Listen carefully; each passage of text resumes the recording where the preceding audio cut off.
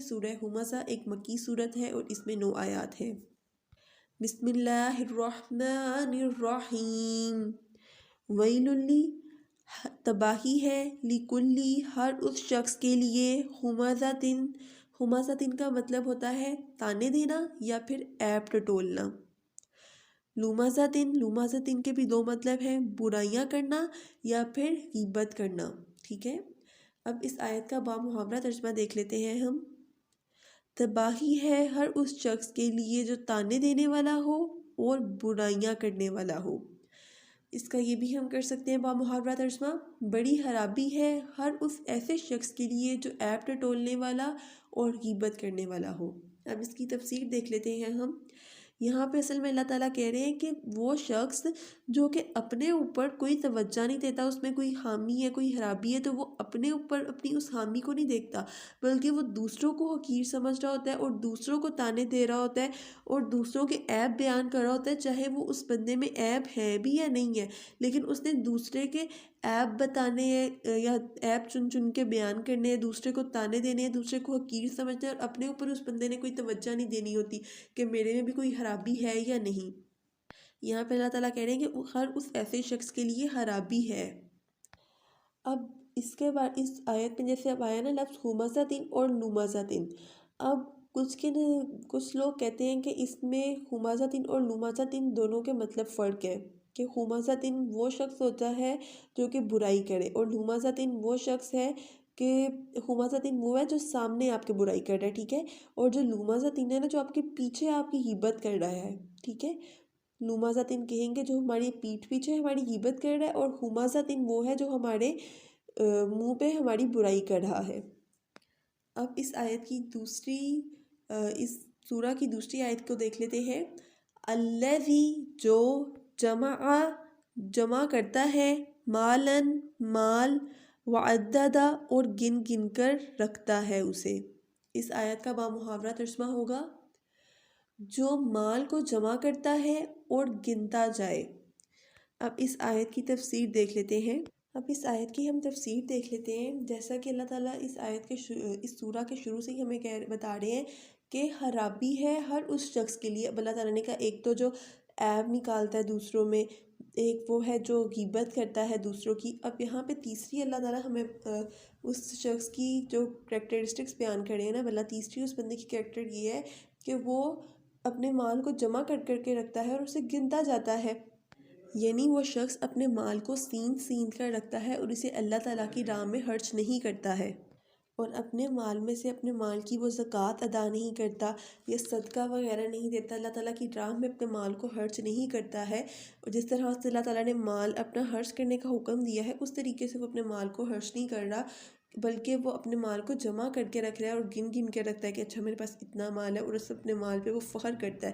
جبکہ اللہ تعالیٰ نے حکم دیا کہ اچھا آپ نے اپنے مال کی زکوٰۃ ادا کرنی ہے، آپ نے صدقہ وغیرہ ادا کرنا ہے، اور آپ نے کس طریقے سے اپنے مال کو خرچ کرنا ہے، جیسے آپ نے اپنا مال اپنی فیملی پہ خرچ کرنا ہے، آپ نے اپنے رشتہ داروں پر خرچ کرنا ہے، والدین پر خرچ کرنا ہے۔ اللہ تعالیٰ نے سارا ہمیں بیان کیا میں نے کہ ہم نے اپنے مال کو کس طریقے سے خرچ کرنا ہے، لیکن جو شخص اپنے مال کو جمع کر کر رکھتا ہے اور گن گن کر رکھتا ہے، ایسے شخص کے لیے خرابی ہے۔ اب ہم تیسری آیت دیکھ لیتے ہیں۔ یحسب ان مالہ اخلدہ، یحسب کا مطلب ہوتا ہے سمجھتا ہے وہ یا گمان کرتا ہے، انا بے شک، مالہ مال اس کا، اخلدہ کا مطلب ہوتا ہے اس کے پاس ہمیشہ رہنے والا ہے۔ اب اس آیت کا بامحاورہ ترجمہ ہوگا وہ گمان کرتا ہے کہ اس کا مال اس کے پاس ہمیشہ رہنے والا ہے۔ اب اصل میں یہاں پہ اللہ تعالیٰ کہہ رہے ہیں کہ ایک تو خرابی ہے اس شخص کے لیے جو کہ ایک تو اپنا مال جمع کر کے رکھ رہا ہے، اس کو گن گن کر رکھ رہا ہے، اور پھر وہ یہ بھی ساتھ سمجھ رہا ہے کہ یہ مال جو ہے وہ اس کا ہمیشہ اس کے پاس رہنا ہے، اور اس کا مال اس سے کبھی جدا نہیں ہوگا، اور اس کا مال اس کی ہر آفت سے ہمیشہ اس کی حفاظت کرتا رہے گا، جبکہ یہ تو دنیا کا مال ہے اور اس مال نے تو دنیا میں رہ جانا ہے، اور جب انسان نے مرنا ہے تو انسان نے خالی ہاتھ اس دنیا سے جانا ہے، اس کا سارا مال پیسہ ہر چیز اس دنیا میں ہی رہ جانی ہے۔ اب اگلی آیت دیکھتے ہیں ہم، آیت نمبر 4۔ کَلَّا لَيُنبَذَنَّ فِي الْحُطَمَةِ، کَلَّا کلا کا مطلب ہوتا ہے ہرگز نہیں، لا ینبذن، لا ینبذن کا مطلب ہوتا ہے ضرور پھینکا جائے گا۔ فی میں حطامہ، حطامہ اصل میں ہے یہ جہنم کی کہہ لیں ایک حصہ ہے جس میں اس شخص کو پھینکا جائے گا جو کہ اپنے مال کو جمع کر کے رکھتا ہے۔ اب اس آیت کا بامحاورہ ترجمہ دیکھ لیں۔ اور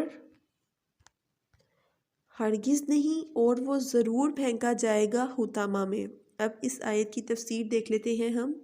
جیسا کہ میں نے آپ کو بتایا تھا کہ حطامہ جو ہے نا یہ جہنم کی کہہ لیں ایک نام ہے جہنم کا، اور یہ والا جہنم کا کہہ لیں ایک حصہ ہے جو کہ جو شخص اس میں جائے گا نا اس کو توڑ پھوڑ دینے والا یہ جہنم کا حصہ ہے کہ بہت شدید قسم کا عذاب ہوگا اس میں۔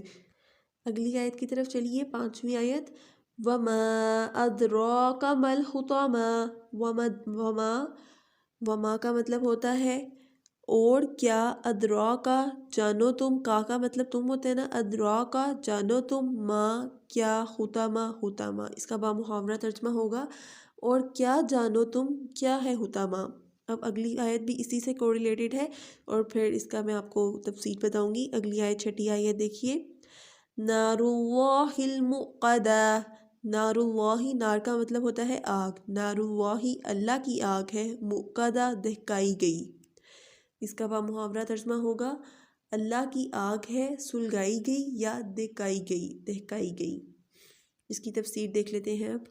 اس آیت میں اصل میں اللہ تعالیٰ کہہ رہے ہیں یہ جو حطامہ میں آگ ہے نا یہ بندوں نے خود نہیں بنائی ہوئی آگ، یہ بلکہ آگ بندوں کی نہیں ہے بلکہ اللہ تعالیٰ کی سلگائی ہوئی آگ ہے،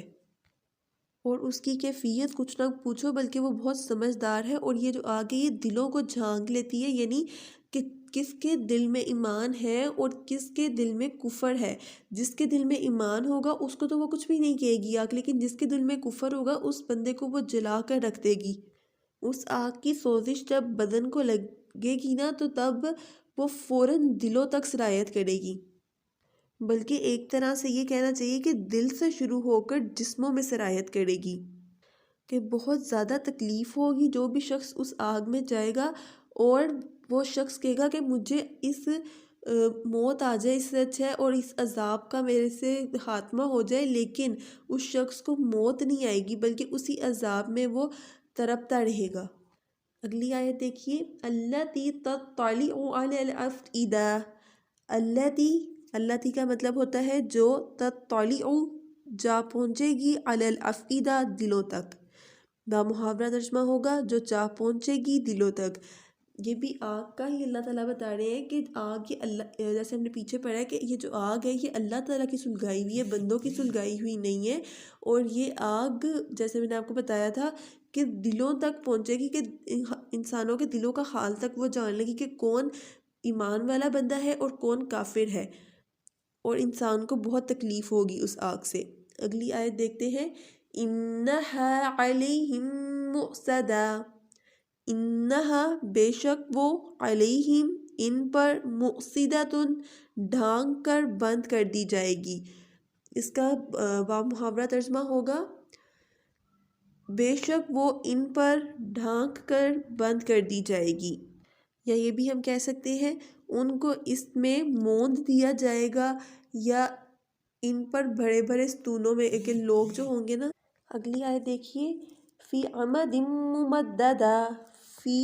میں، عمد اونچے اونچے، ممدد ستونوں، اونچے اونچے ستونوں میں۔ اب اس کا ہم پچھلی آیت کا 8ویں اور 9ویں آیت دونوں کا ہم اب اکٹھا دیکھتے ہیں تفسیر۔ جیسے مؤصدۃ کا مطلب ہوتا ہے بند کر دینا، اور عمد کا مطلب ہے ستونوں میں، ٹھیک ہے۔ اب یہ جو جہنم ہے نا، جہنم کے تمام دروازے اور راستے بند کر دیے جائیں گے کہ وہاں سے کوئی باہر نہیں نکل سکے گا، اور جو لوگ اس جہنم میں اس آگ میں ہوں گے ان کو لوہے کی میخوں کے ساتھ باندھ دیا جائے گا جو کہ لمبے لمبے ستونوں کی طرح ہوں گے، اور بعض کے نزدیک یہ جو عمد ہے اس سے مراد بیڑیاں ہیں یا توک ہے، اور بعض کے نزدیک ستون ہے جن میں انہیں عذاب دیا جائے گا، اور جب ان ستونوں کے ساتھ انہیں باندھ دیا جائے گا تو وہ بالکل بھی حرکت نہیں کر سکیں گے، اور ان کے عذاب میں کچھ بھی برائے نام بھی کمی نہیں کی جائے گی۔ اور بعض نے کہا ہے کہ دوزخ کے منہ کو لمبے لمبے ستون ڈال کر اوپر سے بند کر دیا جائے گا، اسی کے اندر وہ لوگ ہمیشہ رہیں گے، جلتے رہیں گے اور دعا کریں گے کہ ہمیں موت آ جائے، ہم مر جائیں اور اس عذاب کا خاتمہ ہو جائے، لیکن انہیں کبھی موت نہیں آئے گی اور اسی عذاب میں وہ لوگ جلتے رہیں گے۔ اس آیت سورہ کا یہاں اختتام ہوا۔ جزاک اللہ۔